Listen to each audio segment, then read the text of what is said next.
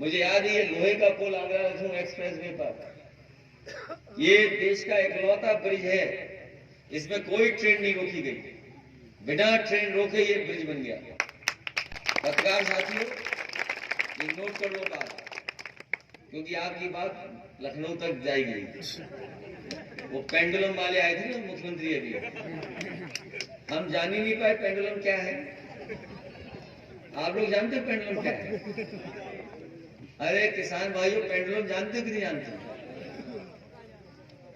सच में पेंडुलम नहीं जानते? तो मुख्यमंत्री जी कौन से पेंडुलम की बात कर रहे थे? ये जो ब्रिज बना है, ये ऐसा ब्रिज बना है आगरा लखनऊ पे, लोहे वाला, 8 लेन का है, 8 लेन का। आप पूरा यहां से कलकत्ता चले जाना, अगर कहीं आरोपी आपको 8 लेन मिल जाए तो हमें बताना। यहां से लेके कलकत्ता तक ये रेल पटरी जाती है कलकत्ता तक, अगर कहीं एक भी पुल मिल जाए 8 लेन का हमें बताना। और गंगा पर 8 लेन का पुल बन जाए तो बता देना हम कहां बना हुआ है। ये दोनों किसी ने बनाए तो समाजवादी सरकार ने बनाए, 8 लेन के ब्रिज बना दिए। और ये जो ब्रिज बना है नेताजी की वजह से 9 महीने में बन करके तैयार हो गया, और एक भी ट्रेन नहीं रोकी गई। इस पर न जाने कितनी राजधानी निकलती है, न जाने कितनी शताब्दी निकलती है, न जाने कितनी उससे मालगाड़ियां निकलती हैं। और पटरी के बगल में जो पटरी बन रही है वो भी किसी की देन नहीं है, ये भी समाजवादियों की देन है जिसकी वजह से पटरी बन रही। और हमारे मुख्यमंत्री आए करहेल में कह गए पेंडुलम है कोई। अच्छा, पेंडुलम से क्या लेने देना इस चुनाव में? हमारे मुख्यमंत्री कोई फिजिक्स के स्टूडेंट है क्या? अरे भाई, कोई फिजिक्स का स्टूडेंट होगा यहाँ पे? फिजिक्स नहीं पढ़ा किसी ने? पढ़ा सबने। 1-2 लड़के दिखाई दे रहे हैं। फिजिक्स पढ़ी तुमने? हाँ बेटा, तू जानता होगा क्या है पेंडुलम। हमारे मुख्यमंत्री कह रहे पेंडुलम है, और ऐसे खेल की बात करके गए तो कोई मुख्यमंत्री खुद ही नहीं खेलना जानते। नहीं, वो पहनावा खेल का नहीं है, वो वाला पहनावा। फुटबॉल में तो कुछ और पहन के खेलना पड़ता है। तो बताओ मुख्यमंत्री जी हमारे चाचा को ये कह के गए कि पेंडुलम की तरह है और फुटबॉल की तरह इधर उधर है। वो जानते नहीं है कि हमारे चाचा ऐसा झूला झुलाएंगे हमें।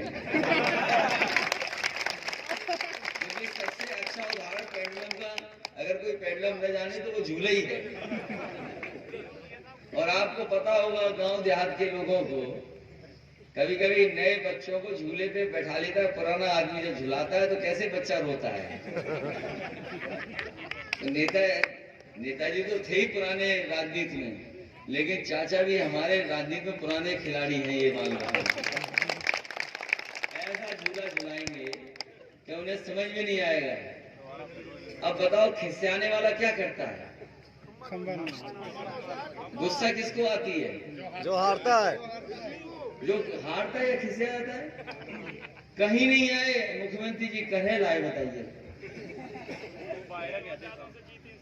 और वो भी जबरदस्ती लिया कॉलेज। कार्यक्रम हमारा कैंसिल करके कार्यक्रम किया, जानते होंगे मुख्यमंत्री ने। कार्यक्रम हमारा था और हमारा ये बैठे थे सामने, कार्यक्रम कैंसिल किया हमारा, बताइए। बोला करहेल जरूर जाना है। अरे भाई, करहेल क्यों जाना है आपको? उन्हें पता है करहेल के बारे में कि करहेल में रिजल्ट क्या आने वाला है। ये बताओ, साजिश करके हमारे खिलाफ किसी को लड़ाया था कि नहीं लड़ाया था? वो ऐसा साजिश करते रहे, मनाते रहे, पटाते रहे रात भर। जो प्रत्याशी थे पिछली बार हमारे साथ जो लड़े थे, हमारे खिलाफ जो लड़े थे, बहुत मनाया उन्हें रात भर। बड़े बड़े जो है लोग, उन्होंने मनाया कि आप जाओ लड़ो जा करके, और ये भी सिखाया जब लड़ोगे जाके तो क्या क्या बोलना है आपको। अगर आप यादवों के खिलाफ नहीं बोलोगे तो वोट नहीं मिलेगा। अच्छा, आप मुझे समझाओ, आप लोग दिल्ली में मंत्री हो कोई, और बताओ विधायक बनना चाहेगा? अच्छा, आप खुद बताओ, कोई हमें ये गलत समझा दे राजनीति का। चलो, हम तो एमपी छोड़ करके विधानसभा इसलिए लड़ रहे थे कि चलो कोई और सरकार बना लेंगे हम, तो हमारी इच्छा तो कुछ और थी, मान लीजिए सरकार बनाने की हमारी। तो हम तो एमपी थे इसलिए लड़ रहे थे। जो दिल्ली का मंत्री हो और एमपी हो, वो क्यों लड़ रहा था? वो इसलिए लड़ रहा था कि पाल लोग हमसे खिलाफ हो जाए, पिछड़े हमसे खिलाफ हो जाए।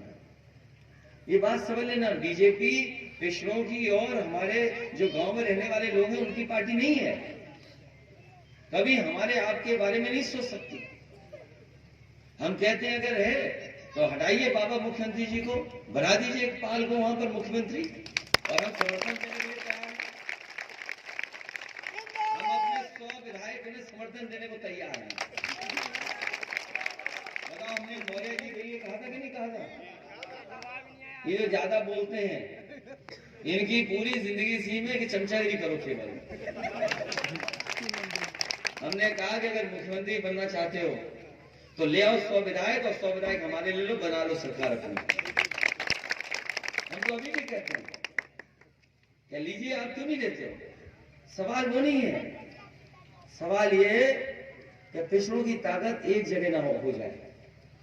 सवाल ये है कि कल को एक सब हो गए तो ये नौकरी मांगे, रोजगार मांगेंगे, और बाबा साहब के दिया हुआ जो हमारा संविधान है उसके तहत अधिकार मांगेंगे। ये हमें आपको अधिकार नहीं देना चाहते हैं, इसलिए हमें और आपको लड़ाना चाहते हैं। ये हमारे पढ़े लिखे लोग अच्छी तरह समझते हैं बात को। ये जो पढ़े लिखे हैं लोग हैं, बताओ जब सरकारी नौकरियां खत्म हो जाएंगी तो हमें आपको नौकरी कौन देगा? ये बड़ी बड़ी व्यवस्था जो है वो सब बेच दी जाएंगी, तो बताओ रोजगार कौन देगा हमें?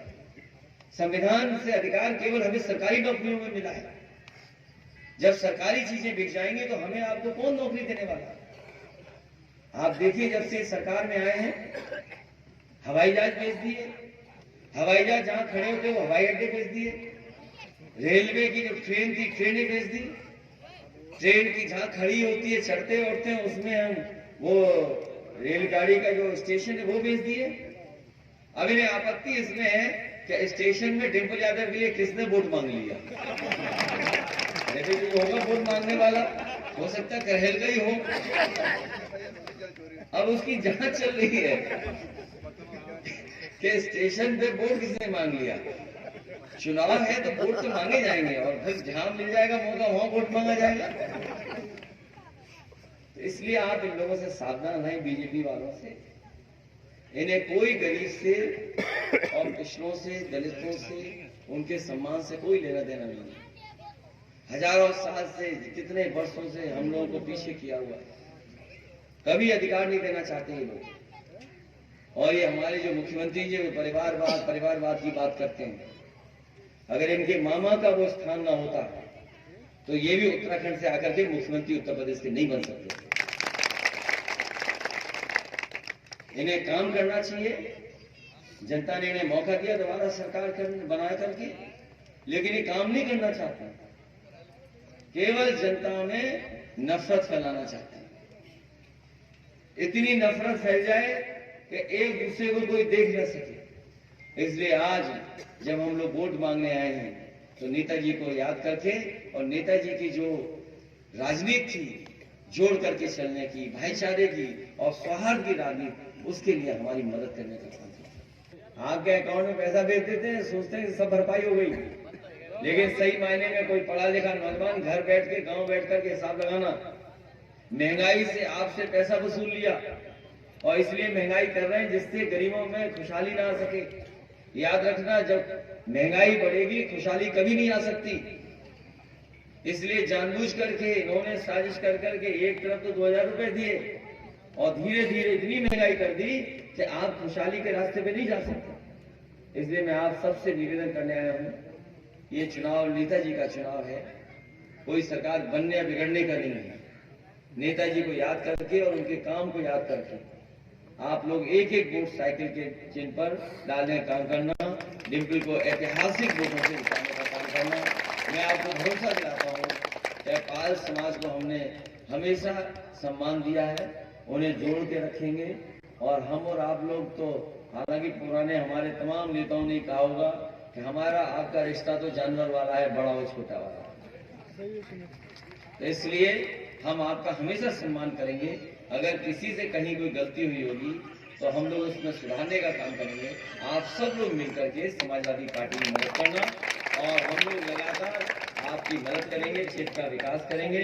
अगर कहीं कोई ऐसी बात आएगी जहां आपको न्याय दिलाना होगा, हम आपको न्याय दिला करके आपका सम्मान करने का काम करेंगे।